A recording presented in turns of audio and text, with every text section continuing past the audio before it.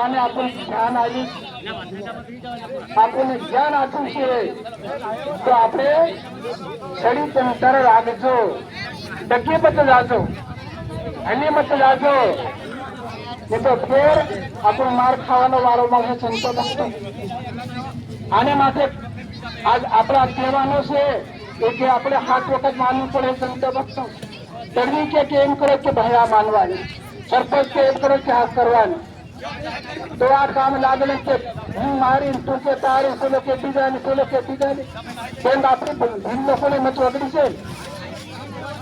આજ ભીલ ભગવાને બનાવ્યો, આજ ભીલનો ભીલ કેમ થયો? આજ પોતે ભગવાને અંગમોલ છોડી બનાવ્યું, અને આજ ભીલ ભૂલનો કેમ? હરિજન કેમ જાય, સમાજ કેમ જાય, અને ભીલ દોરાઈ કેમ જાય? આને માટે આપણા લોકોને ખરેખર શરીર અંતર રાખવાની ખરેખર ફરજ પડે છે, ગામડે ગામડે. આને માટે આ સંતો ભક્તો પધાર્યા છે, તો આજ મજા આવી છે કે આપણી પર દયા કરી છે, તો આપણે પણ દયા કરો, આપણે પણ કૃપા કરો.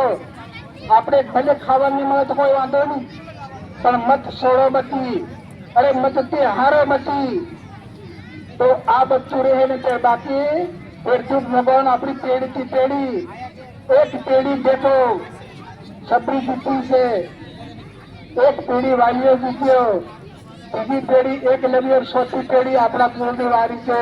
આમાં ડગી મત રાખજો, એ સમય આવશે ત્યારે ખરેખર તાકાત મારજો. સંતો ભક્તો, સત્સંગ